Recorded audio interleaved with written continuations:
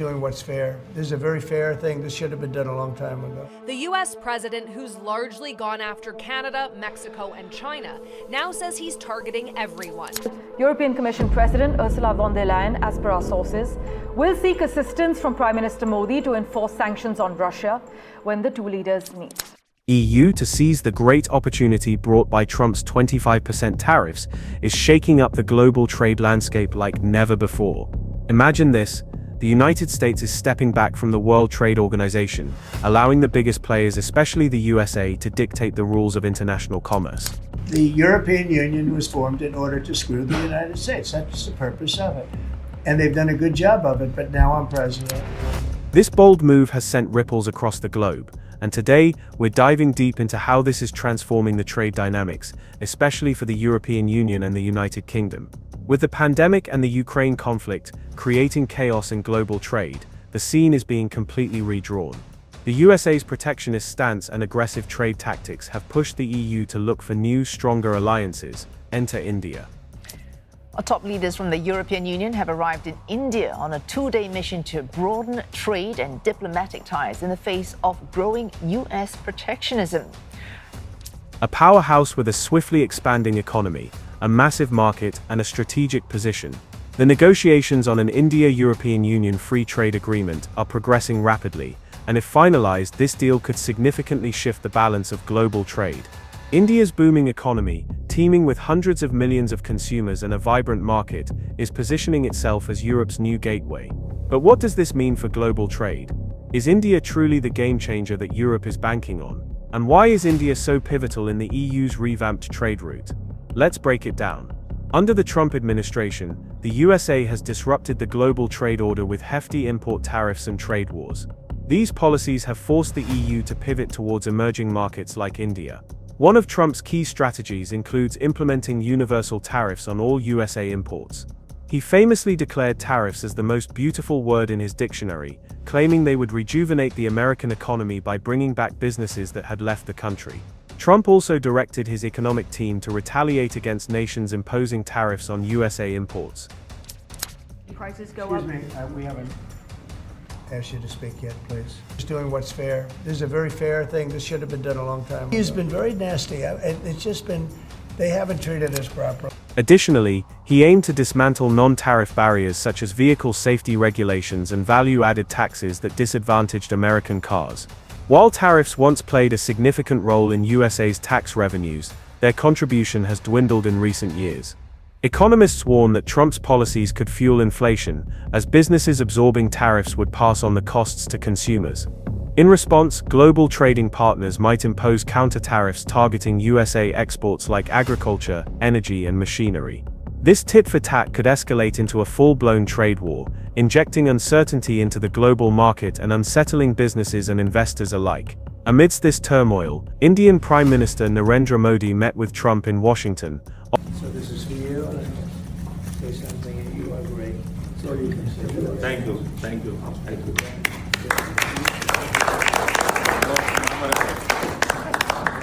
Offering to discuss tariff relief, increased purchases of USA oil, gas and fighter jets, and potential concessions.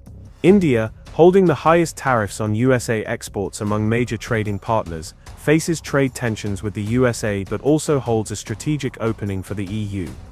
The President of the European Commission's India trip begins with her College of Commissioners, and this is in fact the first time that the College of Commissioners visit India together. Despite its fluctuating relations with the USA, India is swiftly emerging as the EU's new trade gateway. Let's explore the strategic importance of the India-European Union Free Trade Agreement in more detail. The EU views India as a crucial link to the Asian market, with negotiations focusing on agriculture, services and intellectual property rights forming the backbone of a comprehensive trade deal. This initiative aligns with the EU's strategy to bolster its presence in Asia amid the rising trade tensions with the USA. The intensifying trade war and Trump's persistent tariff threats have accelerated the EU and the UK's efforts to finalize free trade agreements with India. The objective is to eliminate trade barriers and enable EU businesses to export more freely, expand into services and public procurement markets, protect geographical indications, and uphold ambitious commitments to trade and sustainable development. Ensuring that the agreed-upon rules are enforceable is also a key priority. In the UK, the Trade Secretary is expected to revive negotiations for a free trade agreement with India, a process initiated under the Conservative government. This deal holds the potential to double bilateral trade to an estimated $100 billion by 2030. Recently, negotiations have made significant strides, with officials announcing the restart of talks to secure a multi-billion-pound free trade deal aimed at revitalizing the UK's stagnant economy. In the 15th round of trade negotiations, India's economy, supporting 1.4 billion people, remains a top target for the UK government. Successive Conservative prime ministers have prioritized securing a trade deal with India, recognizing it as one of Brexit's most coveted prizes. According to officials, signing this deal is a top priority, and the government is prepared to make tough decisions to achieve it.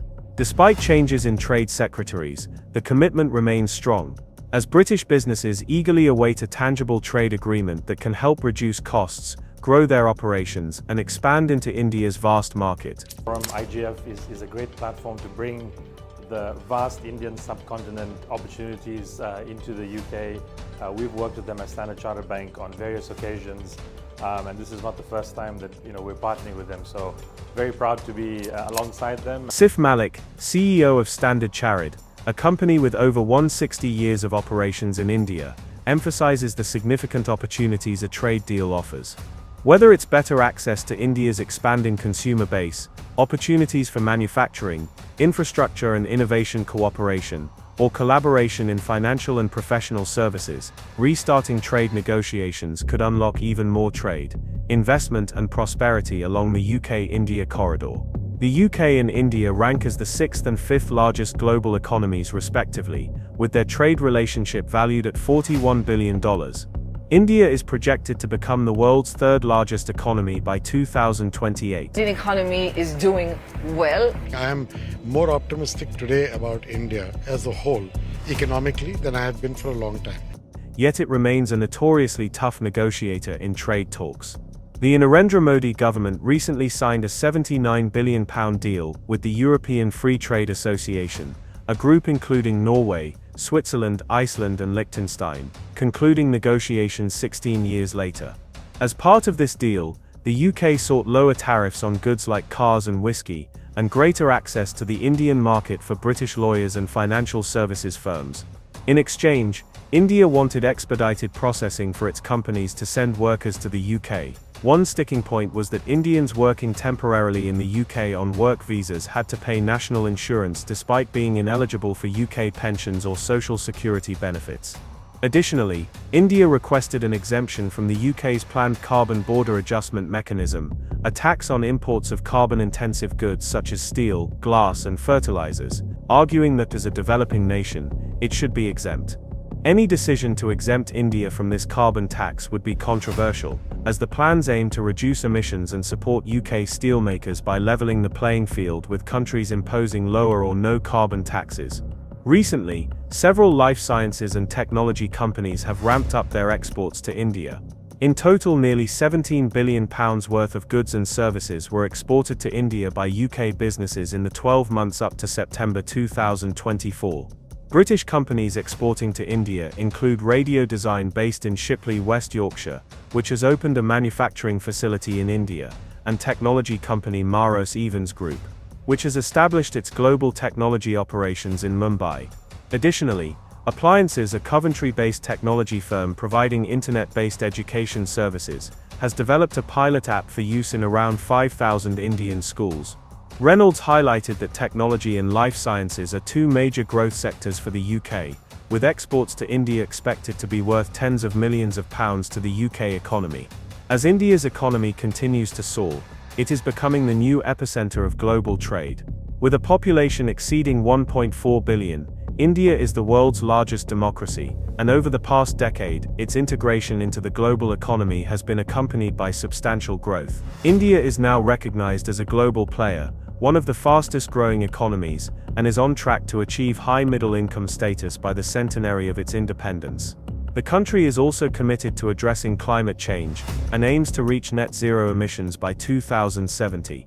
Over the last 20 years, India has made remarkable progress in reducing extreme poverty, halving the population living in poverty between 2011 and 2019 despite challenging global conditions.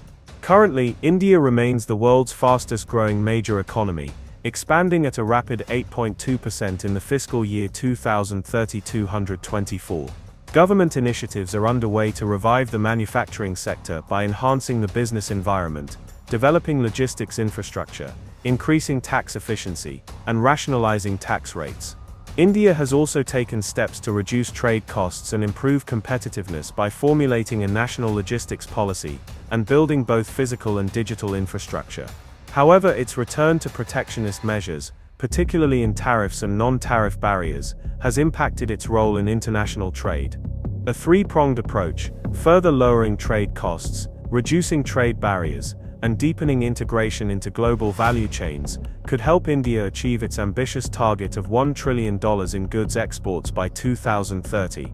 Meanwhile, USA's protectionist policies are prompting the EU and the UK to pivot towards Asia, positioning India as potentially the biggest winner in upcoming free trade agreements. These agreements could dramatically reshape the global trade map. So how will the European Union's new trade strategy transform India? Could this new route alter the course of global trade as we know it? We'd love to hear your thoughts on this transformation. Thank you for tuning in, and don't forget to like, share, and subscribe for more insights into the ever-evolving world of global trade.